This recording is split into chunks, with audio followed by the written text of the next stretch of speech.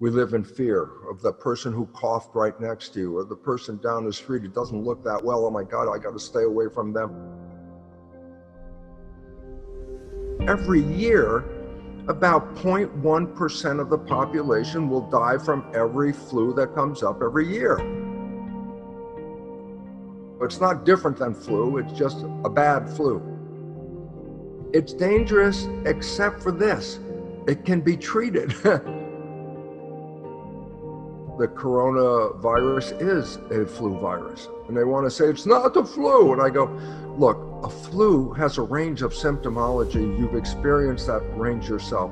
Some flus, you don't even know you had the flu. The immune system takes it and runs with it so fast that it eliminates the symptoms even before they manifest. So you may have had flus in the past, didn't even know you had it, because the active immune system would eliminate it.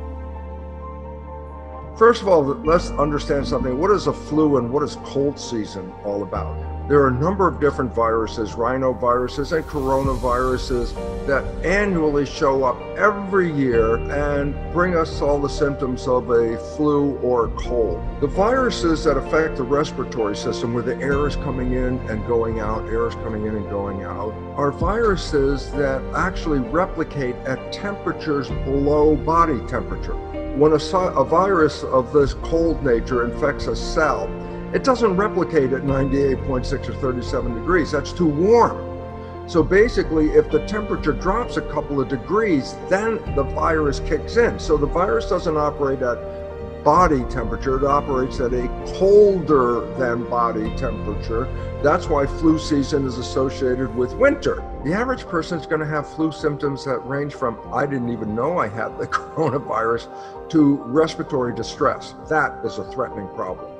And respiratory distress means that the symptomology has pushed the system, and the respiratory influence of those viruses down your respiratory tract from your throat all the way down in your lungs is open for infection by this virus.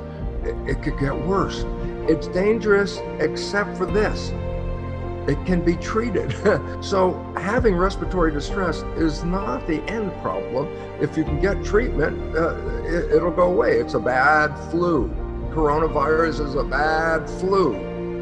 The largest portion of the population is not going to die, even though the news media threat is, they didn't come on and say, flu season, it's going to be aggressive this year, take care of yourself. No, they come on and say, aggressive flu is going to kill up to millions of people. And it's like, jeez. As soon as I hear that, it's like, okay, it's not every regular year now. It's like, I could die, millions of people, that includes me.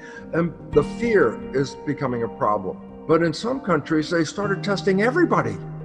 But guess what they found? About 50% of the population that was tested had previously been exposed to this virus, but have no symptoms. In other words, there's a massive number of people, 50% of the population that was tested had already been exposed to the virus, and they had no symptoms.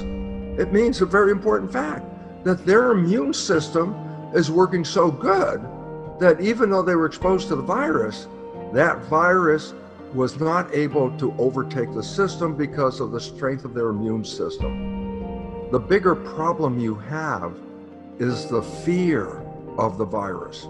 In a fear response, the biology of the body changes to put energy into escaping the fear.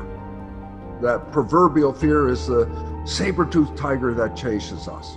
When the consciousness of protection is required, then the biology will adapt to a protection response. It shuts down the growth and maintenance of the body. It shuts down the immune system. Stress shuts down the immune system to conserve energy. We're all going to manage the coronavirus. Yes, you could get a respiratory problem and it could be distressing, but guess what? It's not that it can't be treated. It can be treated.